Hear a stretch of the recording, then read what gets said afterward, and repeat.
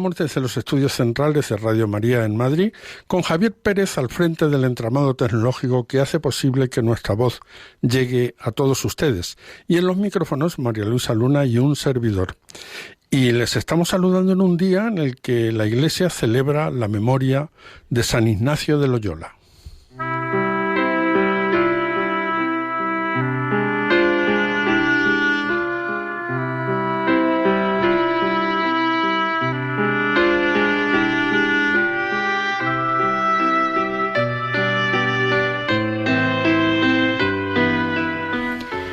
Hijo de una familia noble, luchó con el ejército del emperador Carlos I contra los franceses. Durante una convalecencia, recuperándose de las heridas sufridas para entretenerse, leyó una historia de Cristo y un volumen de vidas de santos, que le impulsaron a imitar a los santos siguiendo a Cristo. En 1523, Ignacio peregrinó a Tierra Santa, pidiendo limosna en el camino. Llegó a Jerusalén con el deseo de establecerse allí, pero uno de los franciscanos guardianes de los santos lugares, temeroso de que fuera raptado por los mahometanos, le ordenó abandonar Palestina. Estudió en Barcelona y en la Universidad de Alcalá. Se alojaba en un hospicio, vivía de la limosna y vestía un áspero hábito gris. En febrero de 1528 llegaría a París para continuar sus estudios. Se unieron a él otros estudiantes, Pedro Fabro, Francisco Javier, Laínez y Salmerón. Hicieron voto de pobreza y de castidad y decidieron ofrecerse al Papa para que los emplease al servicio de Dios. Así nacería la Compañía de Jesús, que sería aprobada por una bula de Paulo III en septiembre de 1540.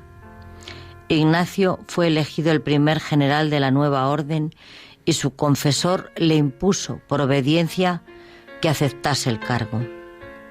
Ignacio pasó el resto de su vida en Roma, consagrado a la colosal tarea de dirigir la orden que había fundado.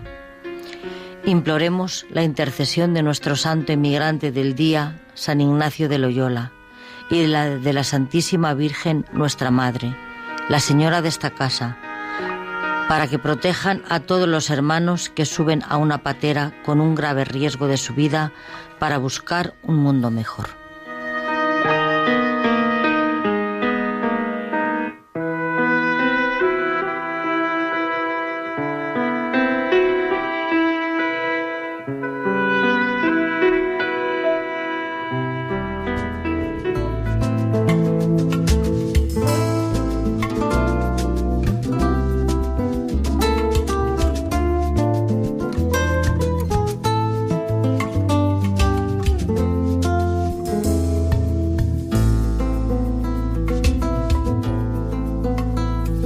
Padre nuestro que estás en los cielos, y en la tierra que se muere, y en los ojos de los niños que no tienen para comer, santificado sea tu nombre, y que todo el mundo se entere de tu mano generosa, de tu fuerza y tu poder. Venga a nosotros tu reino, y que brille lo más limpio, lo más bueno, lo más puro, lo mejor de nuestro ser. Hágase tu voluntad. Se lleve la basura, la violencia y la mentira hasta desaparecer.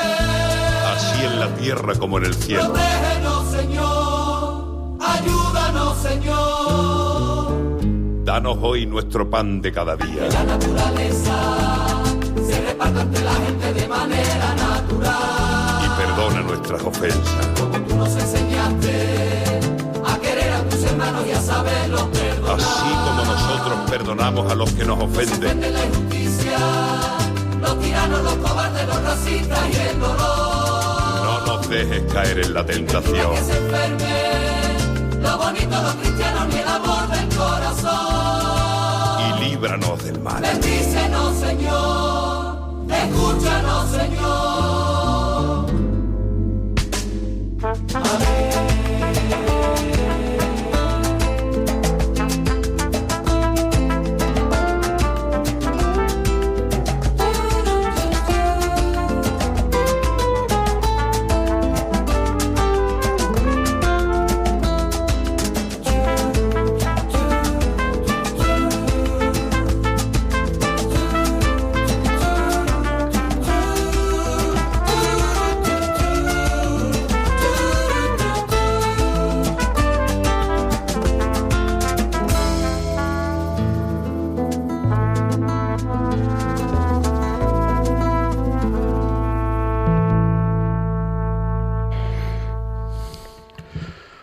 Queridos amigos, hoy tenemos la oportunidad de conocer el ecosistema materno-infantil de la Fundación Madrina y la evolución del Banco Materno-Infantil de Madrina hacia un sistema completo de ayuda a la maternidad y a la familia.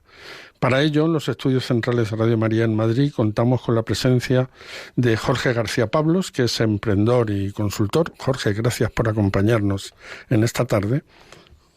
Muchas gracias a vosotros.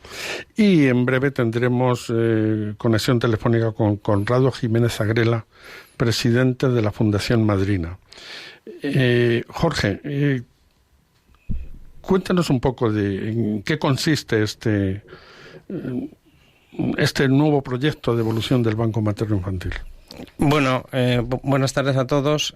Básicamente lo que consiste es una evolución del banco el que ya es referencia, del Banco del Bebé, del que ya es referencia a la Fundación Madrina desde hace más de 20 años, a un banco un banco materno-infantil de enseres y de alimentación más estructurado, con más capacidad y teniendo la posibilidad de un espacio de formación, de acogida de todas aquellas familias que están ya con nuestra fundación y las que necesitan un apoyo. Porque en este momento este banco, ¿cómo funciona? ¿Qué productos son los que maneja? Básicamente lo que se trata es de acompañar a las madres con bebés hasta 3 años, evidentemente estén embarazadas o no, para acompañarlas, darlas una formación, darles el alimento que puedan necesitar para que puedan estar en condiciones de vivir más humanamente. Básicamente es esto. ¿Y los productos son productos alimenticios o son de otro tipo? A ver, están los del banco que ya llevamos muchos meses y en concreto los 2 últimos años con la pandemia dando muchísimos miles de kilos a todas estas familias. También lo que es todo el tema de enseres, higiene infantil, higiene materno-infantil y luego otros programas también muy importantes de acompañamiento en el tema social, en el tema de integrarse en la ciudad en la que están y de que puedan tener un sitio donde se las pueda acoger en sus necesidades. Tenemos ya conexión con Conrado Jiménez. Conrado, buenas tardes y gracias por acompañarnos. Hola, no, a vosotros, muchas gracias. Perdonad a lo mejor la calidad de la conexión, pero voy en el auto, en el coche, camino de Hervás, que tenemos ahí una familia acogida por unos abuelos Madrina, que es un proyecto precioso. Son unos abuelos que han adoptado una madre gestante y la madre gestante que ha adoptado a los abuelos. Y perdonad porque no he podido estar presencialmente, pero espero que se escuche. Seguro que sí. Conrado, la Fundación Madrina es sobradamente conocida. No obstante, no estaría de más que nos hablaras un poco de este ecosistema materno-infantil que cuida la Fundación Madrina. Sí, bueno, pues es un ecosistema maravilloso. Es un proyecto de amor que surge hace 20 años, de amor a la infancia y maternidad más vulnerable, que acoge, acompaña y le da alojamiento, alimentación, todo lo necesario a los niños para nacer, para que sigan adelante con el embarazo también a las madres. Y sabiendo que luchamos contra la pobreza infantil y conociendo que detrás de cada niño hay una madre, por eso se le ayuda, se le acompaña y se le apodera. Básicamente, el corazón de la Fundación son todos los voluntarios, especialmente las madrinas, que son esas madres y abuelas con experiencia que acogen a estas niñas, muchas de ellas de 11 y 12 años. La madre que hemos acogido más joven tiene 11 años y 12 años española. Por lo tanto, necesitan todo un acompañamiento, necesitan una familia. Esa familia es la Fundación Madrina, que a través de estas madrinas les acompaña tanto en el preparto, en el parto, porque a veces están solas, como el posparto. El momento más importante de la vida de una madre, de una joven, que es el momento del nacimiento de su bebé, ¿no? Entonces es importante pues que estén muy bien acogidas y ayudadas, independientemente que tengan pareja o no, que normalmente no lo tienen, y normalmente son embarazos muy adolescentes o como en la pandemia pues hemos tenido familias de todo tipo, ¿no? De todas edades. Conrado, ¿qué presencia tiene la inmigración entre todo este colectivo que atiende el ecosistema de Madrina?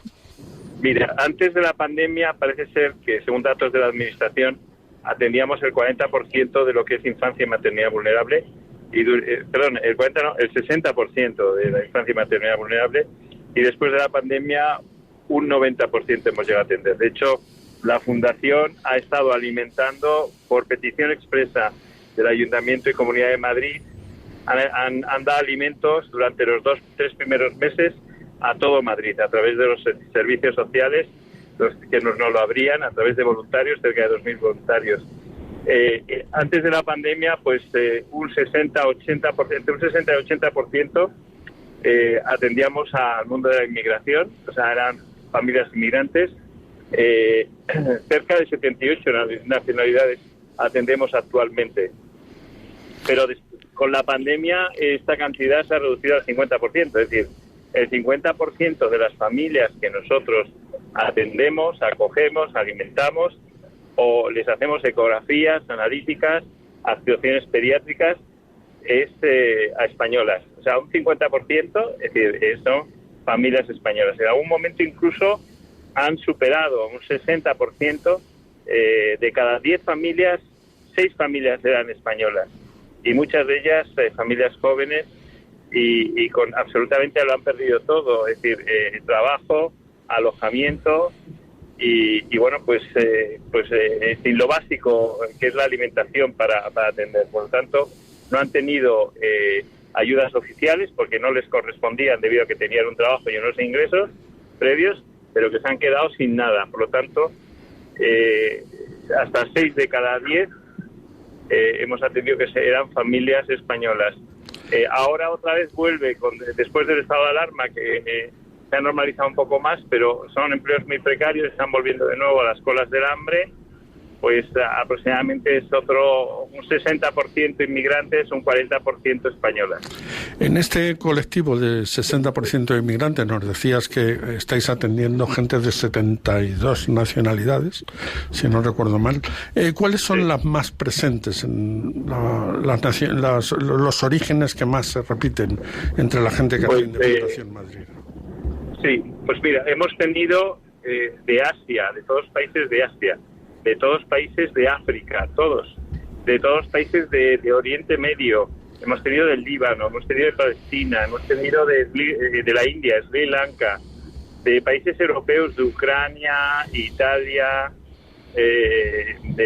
también sobre todo los que más atendemos en este momento son países latinoamericanos. Siempre han sido mayoritarios porque la inmigración es mayoritaria de Latinoamérica, y principalmente los más desprotegidos casualmente son principalmente porque son familias con muchos niños.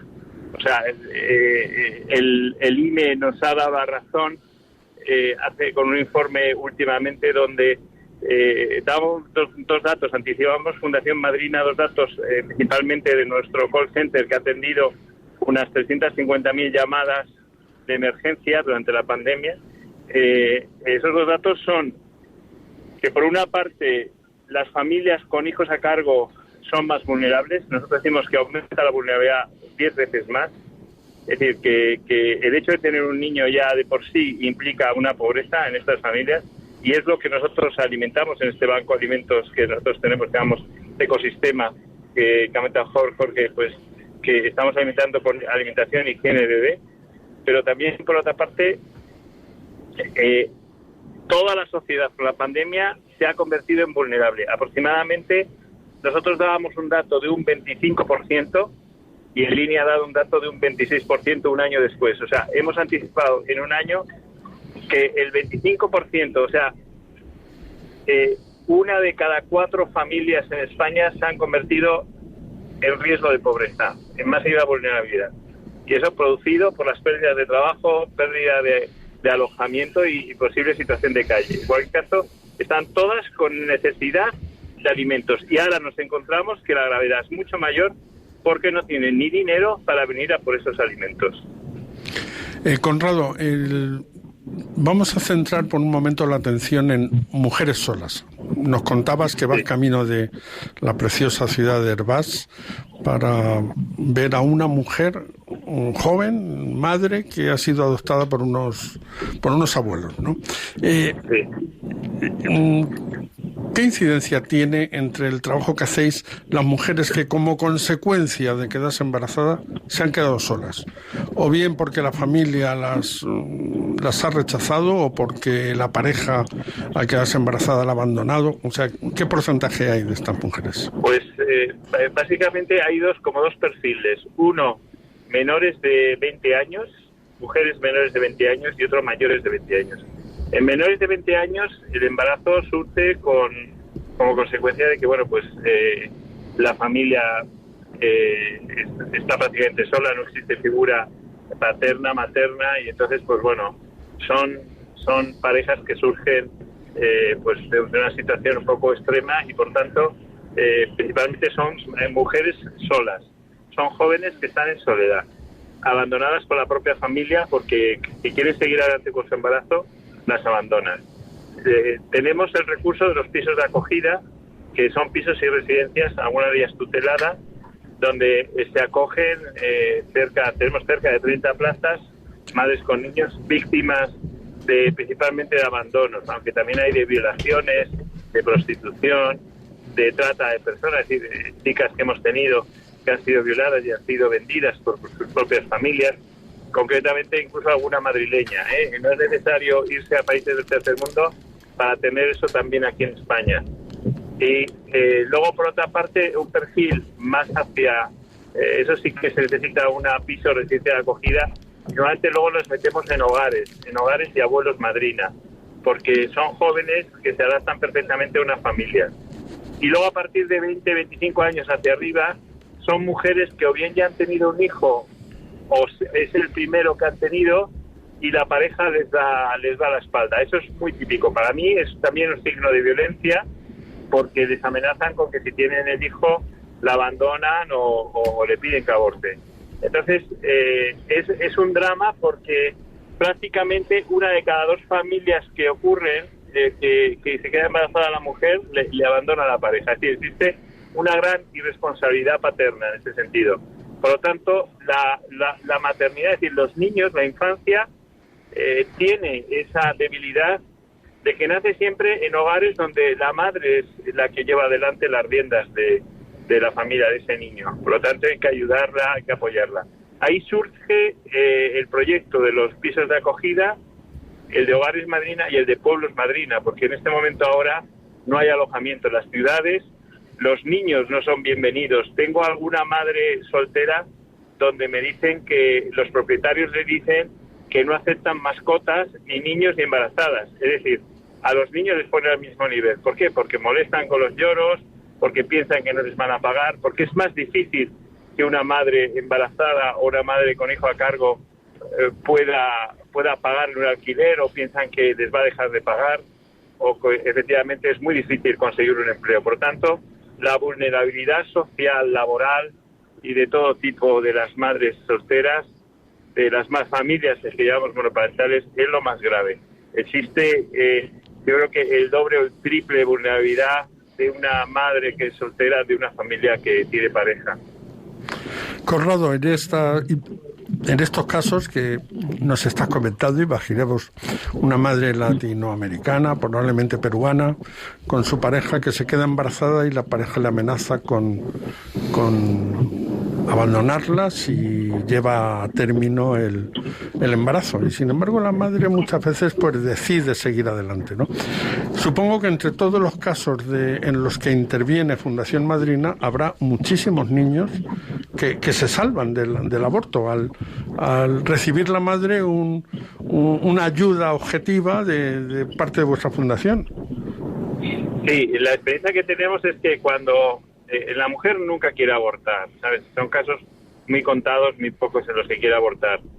Sobre todo cuando se les ofrece alternativas, se les ofrece solución de alojamiento, de que se le va a ayudar, que el niño no le va a costar nada, porque nosotros le damos también todo lo necesario, cerca de 700 euros en valor de lo que es una canastilla de bebé para cuando nace, que es el carrito, cochecito, ropita, pañales, leche maternizada, lo que damos en el banco de alimentos, pues siga adelante sin duda.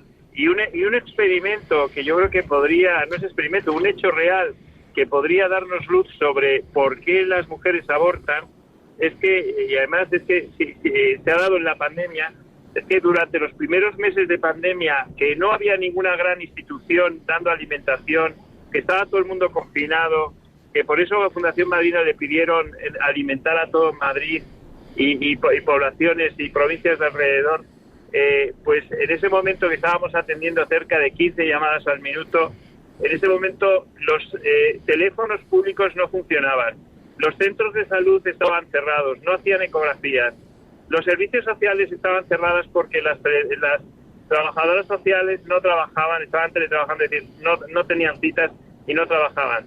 Durante esos primeros meses hasta junio del año pasado, es decir, desde marzo a junio, hace 4 meses, nosotros llegamos a hacer, en las colas del hambre, cogíamos a las embarazadas, venían llorando porque necesitaban alimentación, pero también nos venían llorando diciendo que no les habían hecho ninguna ecografía. Hicimos cerca de 2.000 ecografías analíticas y actuaciones pediátricas. Todas esas mujeres siguieron adelante con su embarazo, todas, sin exclusión. 1 o 2 no seguiría, pero todas siguieron adelante. Después que se abrieron los servicios sociales y los centros de salud, a partir de junio del año pasado, empezaron a disminuir ese número de mujeres que decidieron seguir adelante con su embarazo. Nos lo explicaron porque nos lo llamaron desde los centros de planificación, porque no se les daba alternativa. Es decir, cuando ibas a la trabajadora social te echaba la bronca, decía cómo que te habías quedado embarazada, que le podían quitar a los niños y que la única opción que tenían para que les pudieran seguir ayudando es el aborto. Es decir, ante esta situación que te ponen entre la espada y la pared, esta situación que llamo de violencia administrativa, las mujeres la única decisión que toman es abortar, porque no les queda más remedio porque les amenazan. Entonces es clarísimo, no es que se les dé alternativas y decían no seguir adelante, sino es que no se les da, incluso se les amenaza con que si abortan no se les va a conceder ninguna ayuda. A veces las mujeres que tienen otros niños, o por ejemplo en las clínicas como la Dator y demás, que tengo el caso de una mujer que le llamaron hasta 5 veces en un día porque no había ido a la cita, y la explicación que le dieron es que si no abortaba iba a desatender al resto de sus hijos. Si no abortaba iba a perder las ayudas y no iba a poder trabajar. Es decir, que se hace todo un trabajo de lavado de cerebro y de presión sobre estas jóvenes que al final no son libres de tomar una decisión, ¿no? Por eso, desde la Fundación Madrina les ayudamos a sacar adelante a sus hijos, ofreciéndoles todo. Por eso necesitamos, como no tenemos ayudas oficiales, pedimos que los corazones de buena voluntad nos ayuden para seguir manteniendo el banco de alimentos, el banco del bebé, este ecosistema maravilloso que permite sacar adelante a estos niños, porque le damos todo, les damos canastillas, les damos carritos, cochecitos, leche maternizada, pañales, potitos. No podemos comprarlo, la gente nos tiene que donar dinero. Y también alimentación y higiene de bebés, pero también alimentación de adultos para que las madres puedan sobrevivir y tengan una buena alimentación y les puedan alimentar bien. Durante la pandemia hemos visto casos de malnutrición infantil porque no han tenido una alimentación sana a las madres, no han podido acceder a esa alimentación. Pedimos a los corazones de buena voluntad que nos ayuden a poder salvar vidas. Conrado, mi compañera María Luisa te quiere lanzar una pregunta. Buenas tardes. Mira, me gustaría preguntarte 2 cosas. La primera es, ¿hay algún requisito para que las familias puedan ser acogedoras de estas madres y estos bebés? Sí, 2 cosas tengo que decir previamente. La primera, que para acceder a las ayudas de la Fundación no se pide ni empadronamiento ni papeles. Es decir, cualquier mujer que el único requisito es que esté embarazada o tenga algún hijo a cargo. Toda mujer que tenga esa necesidad puede acceder a la ayuda inmediata al día siguiente o en el mismo día de la Fundación Madrina. Eso es importante porque tenemos 60 derivaciones diarias de los servicios sociales de Cáritas y Cruz Roja, porque ellos no atienden si no está empadronada la persona o si no tiene papeles. Entonces, nosotros atendemos aunque no tenga papeles y aunque no esté empadronada. Segundo, contestando a tu pregunta, las madrinas o los hogares madrina o los abuelos madrina o los pueblos madrina que estamos pidiendo ayuda para acoger a estas familias, que hacemos nosotros el seguimiento de todas ellas, conocemos quiénes pueden ser alojadas con los abuelos y demás, lo único que pedimos es que se pongan en contacto con Fundación Madrina a través de la página web o llamándonos por teléfono. Nosotros hablamos con ellos, vemos si son propicios, hablamos con psicólogos, trabajadores sociales, para ver si realmente son familias que puedan acoger, ver un poco su vocación, si están todos de acuerdo, si reúnen las condiciones. Y luego hacemos un gran tamiz, un gran cribado de todas las familias, de todas las madres que tenemos para poder ser acogidas. Sin duda tiene que haber una entrevista entre familia acogedora o abuelos acogedores y la familia y las madres que nosotros tenemos, y normalmente te hacemos un seguimiento como el que estamos haciendo día sí día no, yendo a cada familia, a cada pueblo, a cada abuelo, para poder estar con ellos, ver que están cumpliendo todos los requisitos, saber que la convivencia es adecuada. Inmediatamente que hay un problema, cogemos y sacamos a la madre o sacamos a la familia del pueblo. Esa es la garantía que nosotros damos a estas familias, a estos pueblos y a estos hogares. Simplemente que se pongan en contacto con nosotros y un equipo de trabajadores sociales y psicólogos se pondrán en contacto con ellos para explicarles cuáles son las condiciones, cuáles son las garantías y sobre todo pues cuál es la metodología o cuál es el procedimiento para acoger a una madre gestante, madre con hijo a cargo, o un pueblo para su alcalde acoger a una familia nuestra que nuevamente están en desahucio, situación de calle, y que el único pecado que tienen es que tienen a lo mejor 3, 4, 5 hijos que si no tienen una casa, lo han perdido el trabajo, que si no tienen una casa pues van a perder a los hijos porque servicios sociales nuevamente se lo quitan. El viernes vino una familia, una mujer llorando, embarazada, diciendo que como estaba en situación de calle porque había perdido el trabajo, le habían quitado sus 4 hijos servicios sociales. Eso es lo que no queremos que ocurra. Conrado, el tema da para mucho más, pero el tiempo es inexorable. Así que te agradecemos muchísimo este tiempo que has compartido con nosotros. Te deseamos todo el éxito en esta visita que vas a hacer, en la que estás camino de hacer a Airbus, y te deseamos a ti, a la Fundación Madrina, pues todo el éxito en su gestión, porque la labor que realiza es impresionante. Muchísimas gracias por acompañarnos. Yo siempre digo que cada niño que nace lleva un mensaje, y es que Dios todavía no ha perdido la esperanza del hombre. Que todos los oyentes, que Ave María, pero todos los oyentes sean esa esperanza. Esto no se puede esperar del Estado que haga nada, ni de las comunidades. Es el corazón de cada uno de los que nos escuchan, de cada una de las familias. Una familia solo puede ayudar a otra familia. Por eso necesitamos familias valientes que nos ayuden a salvar vidas. Pues vamos a regalarte una refrescante canción y con esto terminamos nuestro contacto. Muchísimas gracias y un fuerte abrazo. A vosotros.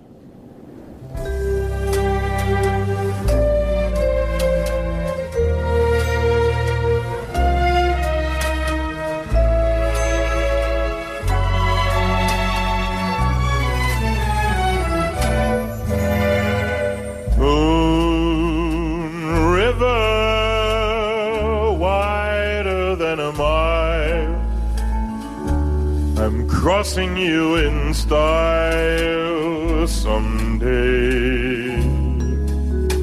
Your love maker, your heartbreaker. We're after that going, I'm going your way. Two drifters off to see the world. There's such a lot of world to see. We're after the same.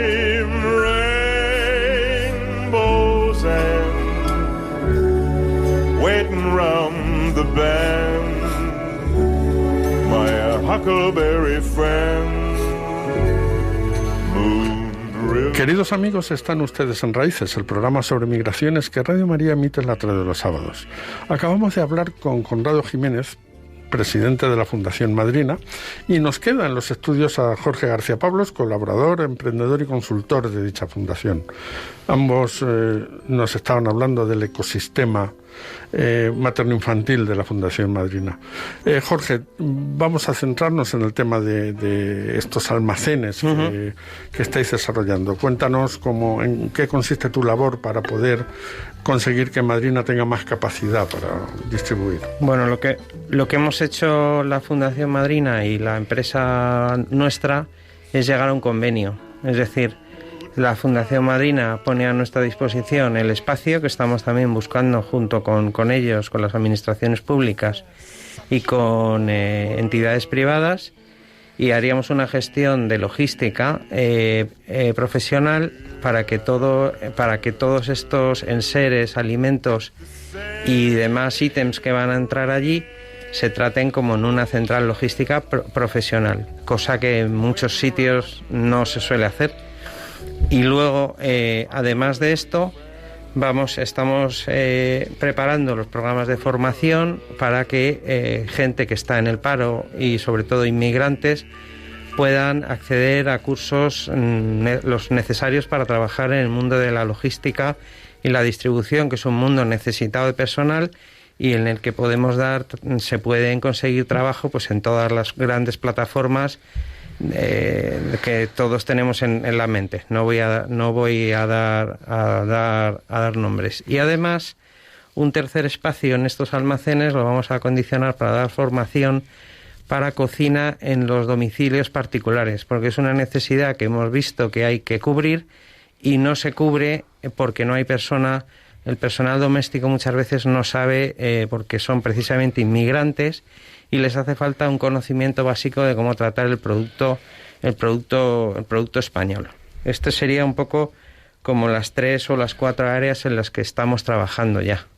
En esa primera área, al potenciar más aún la capacidad, Conrado nos hablaba de alimentos infantiles, de la canastilla, sí, de lo que necesita la madre y tal, que es en lo que ahora la Fundación Madrina más está centrada. Sí. ¿Vais a abrir a otras posibilidades, como pueda ser pues mobiliario para estos niños, para estas madres? Sí, de hecho el banco se llama Banco Materno Infantil de Enseres. En el enser lo que incluye pues es todos aquellos aparatejos, ¿no?, que las madres necesitan, los carritos, los cambiadores, todo lo que se nos ocurra, aparte de higiene para la mujer, que en ese momento necesita una higiene especial, la higiene para el bebé, que es muy cara y no la pueden adquirir, en fin, todo lo que es el no alimentario, y poderle dar salida también a muchos stocks que se están quedando en las grandes empresas sin poder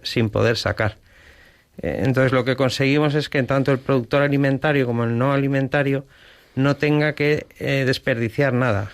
A nuestro presidente le gusta la idea de ser los reyes de las mermas, es decir, que no se pierda nada. Estábamos antes hablando de los centenares de palés que al final de la semana se están tirando o no se están recogiendo ni siquiera en los grandes productores de cítricos, de plátanos, etcétera, y con eso se puede hacer una labor doble para el productor, porque puede beneficiarse de las exenciones fiscales que a final de año la comunidad autónoma que sea, dado que Fundación Madrina es una institución pública una institución de interés público desde hace 20 años, y también este productor nos va a poder suministrar aquel producto que está bien y nosotros lo vamos a poder introducir en el mercado, pudiendo acceder a las colectividades que muchas veces tienen problemas para adquirir un producto con vitamina plena, como le llamo yo. Pues nada, te deseamos todo el éxito en esta nueva expansión. ¿Cuándo pensáis que pueda estar finalizada? ¿Qué tiempo? Pues lo vamos a hacer en 3 fases, puesto que el alimentario, la administración nos requiere muchísimos requisitos y parámetros y es complicado. Vamos a empezar prácticamente en septiembre con lo que es el no alimentario y el seco. Y a posterioridad, a noviembre prácticamente, ya tendremos la posibilidad de trabajar con el alimentario de 4 grados. De momento el congelado no. Muy bien, pues muchísimas gracias por acompañarnos y nada, pues repito, te deseamos todo el éxito. Ambos, tanto Jorge como Conrado Jiménez, nos han hablado de esta apasionante tarea que la Fundación Madrina viene desarrollando y que va a potenciar de cara al futuro. Ahora llega el momento del comentario de un periodista de raza, Jaime Barrientos, que nos trae su visión de la realidad migratoria. Túnez al borde del abismo, cuna de la primavera árabe que comenzó en sus calles en 2011, cuando miles de ciudadanos derrocaron al dictador Zine al-Abidine Ben Ali. Túnez se ha convertido en los 10 años transcurridos desde entonces en la única democracia del mundo árabe. El domingo, tras una jornada de protestas en las que cientos de personas exigieron en varias ciudades la dimisión del gobierno, el presidente tunecino Kais Saied anunció en un discurso televisado la destitución del primer ministro Hichem Meshishi, la suspensión durante 30 días de la actividad del Parlamento y la concentración de prácticamente todos los poderes del Estado en su persona. Mientras muchos tunecinos, hastiados por la crisis económica y sanitaria, celebraban en las calles la decisión, la mayor parte de la oposición, incluido el partido islamista Ennahda, mayoritario en el Parlamento, denunciaba un golpe de Estado. Said ha invocado el artículo 80 de la Constitución que autoriza al presidente a adoptar medidas excepcionales en caso de peligro inminente para las instituciones del país. Sin embargo, la ley tunecina precisa a su vez que para poder acogerse a esa norma, todo el proceso debe estar supervisado por el Tribunal Constitucional, que en Túnez aún no ha sido creado. El apoyo de las Fuerzas Armadas, que están bajo la autoridad del jefe del Estado según la Constitución tunecina, es una fuente de legitimidad a ojos del pueblo desde que contribuyeron en 2011 a traer la democracia a este país norteafricano. Habrá que esperar aún 25 días para saber si Túnez se convierte en una nueva dictadura o sigue siendo la enseña de la democracia en el mundo árabe.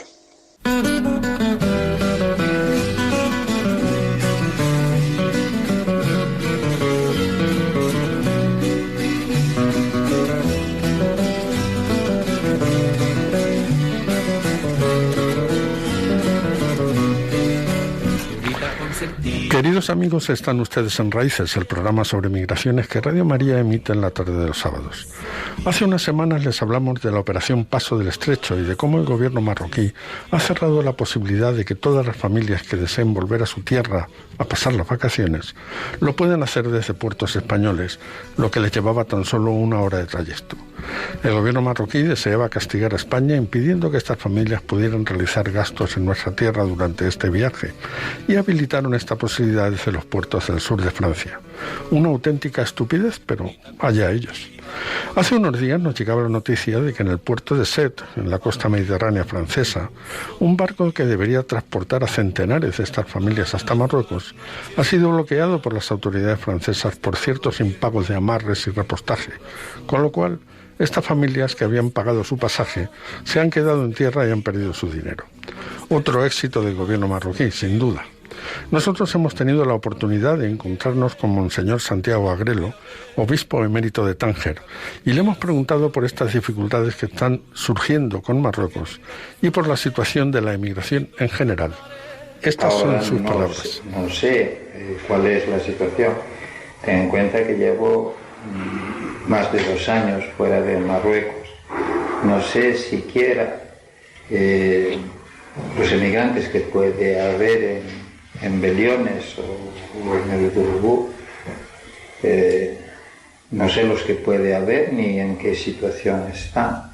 Ni siquiera sé lo que la delegación de migraciones de la diócesis continúa haciendo por ellos, porque no estoy informado. Digamos que Mi relación con Marruecos, desde que salí, es desde la distancia. Es una opción personal mía, en cuanto que no conviene, pienso yo, que el que fue obispo allí continúe metiendo las narices en aquel mundo, aunque sea un mundo que yo llevo muy dentro de mí. Entonces, de esa situación solo puedo hablar desde lejos, por lo que yo puedo razonar sobre ello.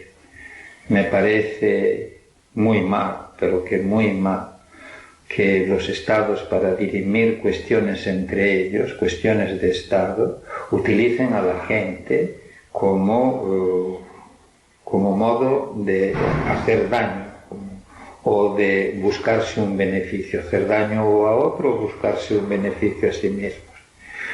Pero esa utilización de las personas, en el caso, utilización de los pobres en beneficio de unos y contra otros, los estados lo hacen siempre.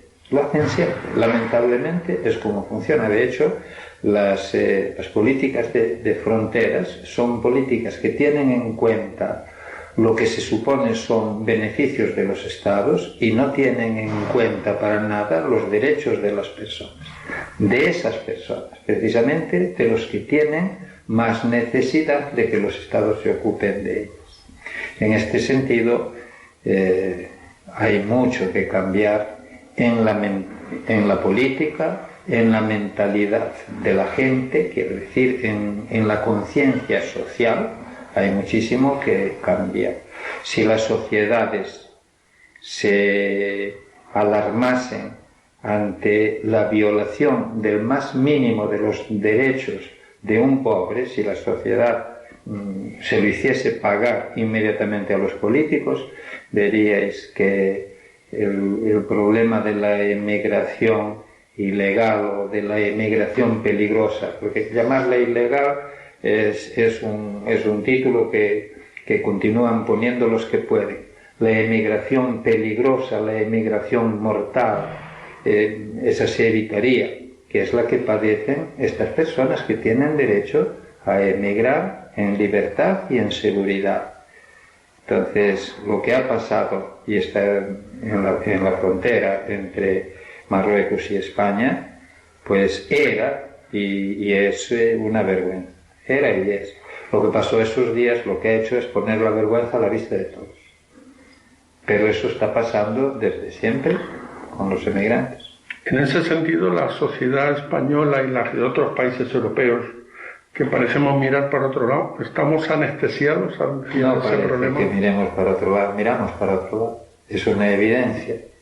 Se dice, ¿cómo es posible que un niño, 5 años, lo rescatan de un cayuco, lo rescatan en parada cardíaca, lo suben en un helicóptero, muere en el helicóptero?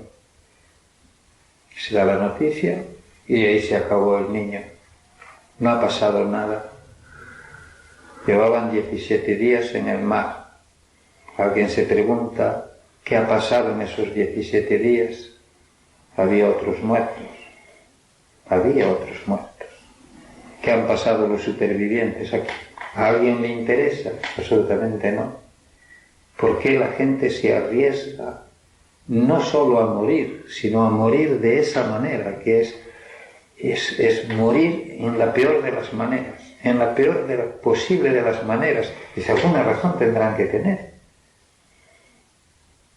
Y que a mí no me preocupe absolutamente nada, que yo no me haga ninguna pregunta, que yo actúe como si eso no fuese conmigo para nada. Eso quiere decir que yo estoy más muerto que los muertos en ese cayuco. Yo estoy muerto. Está muerta mi humanidad, está muerta mi sensibilidad, está muerta mi razón. No digamos ya mi fe, porque estamos hablando de una sociedad en la que todos andamos por lo menos bautizados, y en la que muchos se dicen creyentes, en la que muchos se dicen cristianos. Pues ¿qué ha sido de mi fe? ¿Dónde está? Si en esa patera, en ese cayuco, murió Jesús. Es así de sencillo. Entonces, ¿qué nos pasa a nosotros? Pues no lo sé. Tenemos unos valores por los que, llamarle valores es un decir, por los que nos desangramos, deportivos, que sí, políticos, intereses que supongo que son legítimos, pero que a mí me parece que son absolutamente banales al lado del respeto y del interés que merece la vida de una sola persona que yo puedo salvar y que no hago nada por hacer. La vida de esa persona está en mis manos. Es como si yo tuviese en mi mano un bolígrafo y un papel que yo puedo escribir aquí tu nombre para que vivas, o puedo simplemente tirar el papel y dejarte morir. Y tu vida está tan en mi mano como escribir ese nombre. Pero no lo vemos así. No lo vemos así. El problema tiene una solución difícil, pero ¿podría apuntarnos usted a alguna cosa que podíamos empezar a hacer la gente normal? No ya los políticos o los dirigentes, sino los creyentes que vamos a misa los domingos. La gente normal lo primero que tiene que cambiar es su propia conciencia de este problema. Es decir, si yo tengo conciencia de que eso me concierne, si a mí esa muerte me duele, como si fuese la de mi hermano, mi hermana, mi hijo, mi hija, mi madre o mi padre, si se trata de algo que me concierne, que tiene que ver con mi vida, yo no lo toleraré. Para empezar, no lo toleraré. Y no toleraré que nadie venga a decirme, ay, qué bien que esto no han pasado. No lo toleraré porque lo consideraré un dolor personal. Y ese cambio en la conciencia está en nuestras manos. Primero, cambiar nosotros mismos y luego trabajar para que cambie la conciencia de los demás. Que nos duela el hermano. Cosa más cristiana que esa no hay. Si no me duele Jesús, pues no sé qué cristiano soy. Luego, pues habrá otras cosas que cambiar. Yo comprendo que si los africanos salen de África hacia Europa, es porque algo está pasando en África. Y estoy obligado a preguntarme qué está pasando en África para que tengan que salir de allí. Y en África suceden muchas cosas. Algunas tienen, o casi todas, tienen que ver con nosotros. ¿Por qué? Porque nosotros somos los que nos beneficiamos de los recursos de África. Nosotros somos los que vivimos por encima de nuestras posibilidades porque les quitamos las posibilidades a ellos. Sí, nosotros, sobre mi mesa puede haber pescado todos los días. Y no es porque me lo dé la ría de Arosa, sino porque me lo da el mar de Senegal, o el mar de Mauritania, o el mar del Sahara Occidental. Es decir, que lo que yo tengo aquí, para que me sobre a mí, le falta ya a los que primero tenían que tener el trabajo de pescar allí, y con su trabajo tenían la posibilidad de comer allí. Nosotros les hemos quitado la posibilidad de trabajar y de comer. Y lo que vale de los recursos pesqueros, se dice de los recursos agrícolas. Estamos en la misma. Que nosotros utilizamos tierras de llevar pan a la mesa, las utilizamos para llevar carburantes a nuestros vehículos. Eso está pasando en África. África está vendida para que nosotros tengamos carburantes que no sé cómo se llaman, ¿verdad? Vale lo mismo de los recursos minerales. Es decir, es el continente más rico en estos recursos. ¿Cómo es que los africanos continúan siendo pobres? ¿Qué digo pobres? Los más pobres, entre los pobres. Eso quiere decir que otros están llevando la riqueza de África. Con lo cual, el problema se hace imposible de resolver. Porque la solución está, dejemos de llevarnos lo que es suyo y no es nuestro. Y si lo llevamos, que sea dejando allí lo que hay que dejar. Es decir, que paguemos lo que llevamos de tal manera que ellos puedan vivir con sus recursos. Como nosotros nos los apropiamos, voy a decir los robamos, pues entonces el problema no tiene solución, porque mientras podamos robar, nos resulte normal. Es como el león que está con el cordero, no le pidas al león que renuncie a comerse al cordero. Con lo cual nosotros tenemos un problema en eso muy serio, que es nosotros. Tiene África, nosotros mientras podamos robar no vamos a dejar de robar. Ahora, si pensamos en buscar una solución ya a los que, escapando de aquella miseria, esa está en manos de la política. Igual no está en manos de la política hacer que el que roba en África deje de robar, pero abrir las fronteras para acoger, para que vengan aquí a beneficiarse de lo suyo los que escapan de allí, eso está en manos de la política. ¿Por qué no lo hacen? Pues eso no me lo preguntes a mí, que no sé decirlo. Porque ahí es donde entraría lo que llamamos los beneficios que nos puede traer la emigración, que trae mano de obra joven, trae trabajadores que puedan cotizar a la seguridad social, trae juventud que no tenemos en nuestras sociedades. ¿Por qué se cierra la puerta de esa manera?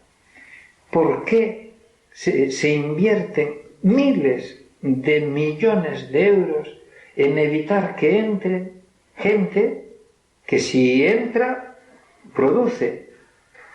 ¿Por qué en vez de gastar miles de millones en evitar que vengan a trabajar, no los empleamos en acogerlos para que trabajen? Nosotros siempre decimos en el programa que la política europea se centra en evitar que entren cuando debería centrarse en evitar que tengan que salir. Eso es bueno. Monseñor Agrelo, muchísimas gracias por sus palabras. Ya sabe que los micrófonos de Raíces están siempre abiertos para lo que usted nos quiera decir. Muchísimas gracias a vosotros. Queridos amigos, nuestro programa llega a su fin. Hoy hemos hablado con Conrado Jiménez Agrela, presidente de la Fundación Madrina, y con Jorge García Pablos, emprendedor y consultor. Nos pasan un correo electrónico por si alguno de nuestros oyentes tiene intención en conocer mucho mejor este nuevo proyecto que Madrina está poniendo en juego. El correo es ecomi, @madrina.org. También hemos tenido la oportunidad de dialogar con Monseñor Santiago Agrelo, obispo emérito de Tánger. Nos despedimos de ustedes hasta dentro de 15 días, que podamos venir a desarrollar una nueva propuesta. Solo nos queda desearles que pasen una feliz quincena y recuerden, quédense con lo mejor, no se conformen con menos. Y lo mejor viene ahora, es Buscadores de la Verdad. Quédense con Radio María y que Dios les bendiga.